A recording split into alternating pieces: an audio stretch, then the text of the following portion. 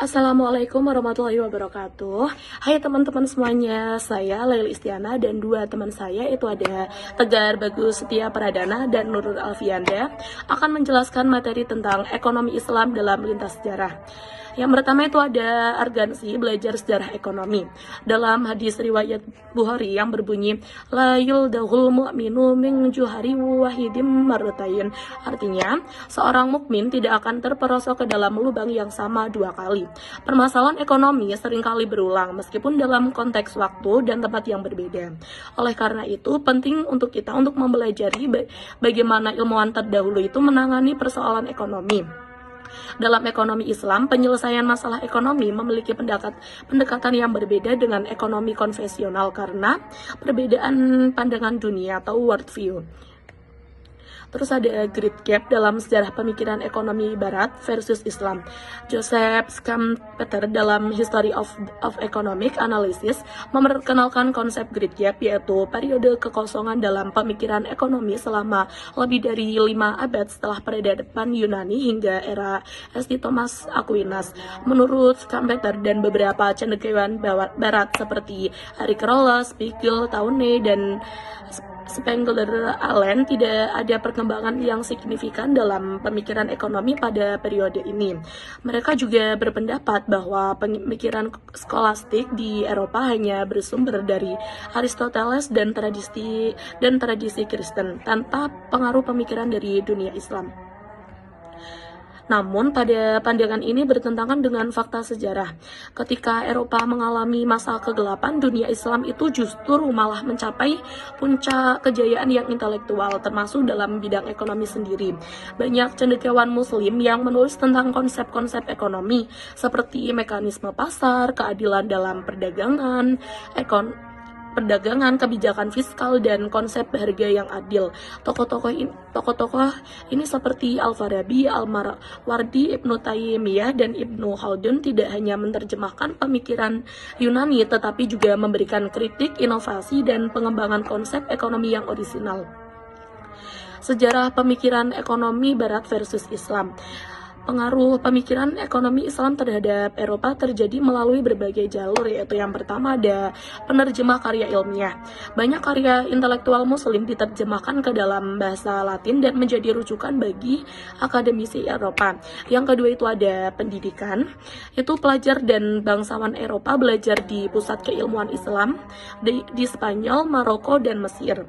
Misalnya seperti Adelardus Batensis dari Inggris, itu mempelajari bahasa Arab dan membawa ilmu yang diperolehnya itu ke Eropa. Yang ketiga itu ada perdagangan. Hubungan dagang antara pedagang Muslim dan Eropa memperkenalkan konsep ekonomi Islam ke dunia Barat. Yang keempat itu ada perang salib. Tentara salib yang kembali ke Eropa membawa banyak pengetahuan dari dunia Islam, termasuk sistem ekonomi dan perbankan seperti mudharabah atau kemitraan bisnis, sak atau cek, dan hizbah atau pengawasan pasar. Dan yang terakhir itu ada sejarah dan diplomasi. Interaksi antara dunia Islam dan Kristen dalam kegiatan diplomatik serta perjalanan ke Tanah Suci itu turut menjadi saluran pertukaran pemikiran ekonomi. Lintas sejarah hasil pemikiran ekonomi ilmuwan Muslim. Mempelajari pemikiran ekonomi Muslim terdahulu bukanlah ditunjukkan untuk semata membanggakan keagungan kekayaan intelektual umat Islam. Mempelajari sejarah adalah untuk mengetahui bagaimana mereka menyelesaikan permasalahan ekonomi mereka pada masa tersebut, sehingga dapat menjadi pedoman untuk menyelesaikan permasalahan ekonomi di saat ini atau masa mendatang. Selanjutnya, ada 4 fase perkembangan pemikiran ekonomi Islam. Fase pertama, pemikiran ekonomi Islam. Fase pertama pemikiran ekonomi Islam dimulai dari awal sejarah Islam sampai tahun 450 Hijriah atau 1058 Masehi, yang meliputi 1. Masa Rasulullah SAW pada tahun 610 sampai 632 Masehi. Fokus di Mekah, yaitu penguatan akidah tanpa sistem ekonomi terstruktur. Pasca hijrah ke Madinah, membangun pasar bebas riba, mendirikan Baitul Mal, mewajibkan zakat, dan mengatur etika bisnis. Yang kedua yaitu masa Khulafaur Rasyidin pada tahun 632 Masehi sampai 661 Masehi. Abu Bakar menindak tegas yang enggan membayar zakat dan tunjangan bagi istri Nabi dan veteran. Yang kedua Umar membentuk pengawasan pasar, memperkenalkan pajak tanah. Dan yang ketiga Utsman yaitu memungkinkan individu untuk mengelola tanah negara. Yang keempat Ali yaitu menekankan kesejahteraan rakyat dan produktivitas pertanian. Yang selanjutnya yaitu masa dinasti Umayyah pada tahun 661 Masehi sampai dengan 750 Masehi dan Abbasiyah pada tahun 750 Masehi sampai 1000 Masehi, yaitu berkurangnya pemimpin berpengalaman dalam syariah. Muncul ulama ekonomi Islam seperti Abu Yusuf dan Al-Mawardi. Muncul ulama ekonomi Islam seperti Abu Yusuf dan Al-Mawardi. Perkembangan mazhab dan pengaruh pemikiran ekonomi Islam. Yang keempat, perkembangan ekonomi Islam. Urbanisasi dan perdagangan meningkat. Reformasi ekonomi Umar bin Abdul Aziz. Pendapatan negara dari zakat, pajak tanah, dan cukai. Yang berikutnya, fokus pada keadilan ekonomi, kesejahteraan masyarakat, dan stabilitas keuangan. Ekonomi Islam berkembang dalam aspek mikro. Ekonomi Islam berkembang dalam aspek mikro, yaitu sumber penghasilan individu, dan makro, pendapatan dan belanja negara. Pemikiran ini terus mempengaruhi sistem ekonomi di periode selanjutnya. Selanjutnya, yaitu fase kedua, pemikiran ekonomi Islam, yaitu fase perkembangan, yang dimulai pada tahun 450 Hijriah atau 1058 Masehi sampai 850 Hijriah atau 1446 Masehi, yaitu periode puncak keemasan pemikiran ekonomi Islam, yang ditandai dengan perkembangan pesat melalui karya ilmiah. Berikut adalah poin-poin kunci. Yang pertama yaitu etika dalam ekonomi. Al-Raghib Al-Afghani membahas manusia, fungsi, kebutuhan, dan aktivitas produksi. Al-Ghazali menekankan etika, larangan riba, pentingnya produksi, dan maksud syariah. Perdagangan dan pasar. Ja'far Al-Dimaski, klarifikasi harga, faktor harga, spesialisasi kerja, dan etika bisnis. Yang berikutnya yaitu institusi Hizbah. Ibnu Taimiyah, prinsip dasar hizbah dan kontroversi intervensi harga. Yang berikutnya Ibnu Al-Ukhawah, tugas mutajib dan regulasi dalam pengawasan perdagangan. Analisis ekonomi dan sejarah. Ibnu Khaldun, teori siklus peradaban, peran pemerintah, spesialisasi kerja, dan hubungan populasi ekonomi. Al-Makrizi menganalisis inflasi di Mesir akibat uang tembaga, pajak tinggi, dan bencana alam. Oke, selanjutnya itu ada fase ketiga pemikiran ekonomi Islam. Fase stagnasi dari 850 Hijriah atau 1446 Masehi sampai dengan 1350 Hijriah atau 1932 Masehi. Ditandai dengan stagnasi dan lebih banyak mengutip pendapat ulama terdahulu.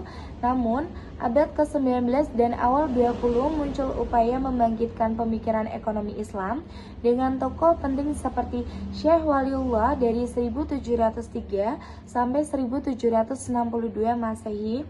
Itu ada 3. Yang pertama, menekankan kerjasama dalam ekonomi seperti perdagangan sistem bagi hasil. Yang kedua, menolak judi dan riba sebagai bentuk ketidakadilan.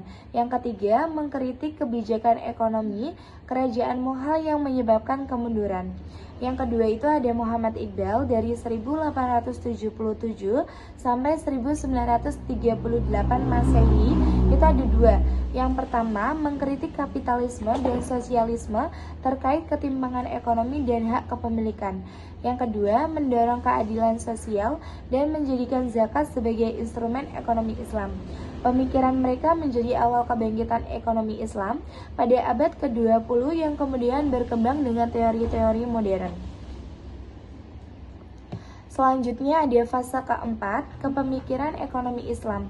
Fase keempat pemikiran ekonomi Islam merupakan periode kebangkitan dan perkembangan pesat sejak tahun 1932 hingga saat ini. Pada fase ini, ekonomi Islam mulai mendapat perhatian yang lebih besar di tengah dominasi sistem kapitalisme dan komunisme, terutama setelah banyak negara muslim memperoleh kemerdekaan. Pada periode ini, institusi ekonomi modern seperti perbankan, asuransi, pasar modal, dan sistem perpajakan dikaji dari perspektif Islam untuk memastikan kepatuhannya terhadap nilai-nilai syariah seperti zakat, urs, jaminan sosial, dan sistem perbankan tanpa bunga menjadi isu utama dalam pengembangan ekonomi Islam. Munculnya konsep ekonomi Islam secara sistematis pada tahun 1960-an dan 1970-an, analisis tentang konsumsi, produksi, bagi hasil, zakat, dan dampak penghapusan bunga semakin berkurang. Konferensi Internasional Ekonomi Islam pertama di Mekah itu tahun 1976 menjadi tonggak penting dalam pengembangan disiplin ilmu ini. Setelah itu berbagai konferensi atau seminar ekonomi Islam semakin semarak. Di antara tokoh utama ekonomi Islam di fase ini itu adalah yang pertama ada Abu Alal Al-Maududi, itu 1903 sampai 1979, bukan seorang ekonom, tetapi berkontribusi dalam pemikiran ekonomi Islam melalui tulisannya dan pidatonya. Karyanya itu seperti Zuhd atau Riba, Islam Aur Jadid Ma'asi Nasyariyat, dan Mas'alah Ilmilkiyat Izamin dan lainnya. Yang kedua ada Umar Chapra, itu dari 1933 sampai sekarang, seorang ekonom Pakistan atau Saudi yang diakui secara global dalam ekonomi Islam. Karyanya itu yang pertama ada Towards a Just Monetary System, Islam and the Economic Challenge, The Future of Economics and Islamic Perspective, dan lainnya. Yang ketiga itu ada Bakir As-Sadr. As-Sadr itu ada 1935 atau 1950, menulis Iqtisahaduna atau ekonomi kita yang membedakan ekonomi Islam dari kapitalisme dan sosialisme. Karyanya itu ada Bangla Rabawi fi Islam atau Bank Islam tanpa bunga. Yang keempat itu ada Najatullah As-Siddiqi, itu dari 1931 sampai sekarang, fokus pada keuangan Islam, sejarah pemikiran ekonomi Islam, dan kebijakan publik Islam. Menulis berbagai buku yang diterjemahkan ke banyak bahasa dan mendapatkan penghargaan internasional perkembangan institusi keuangan Islam.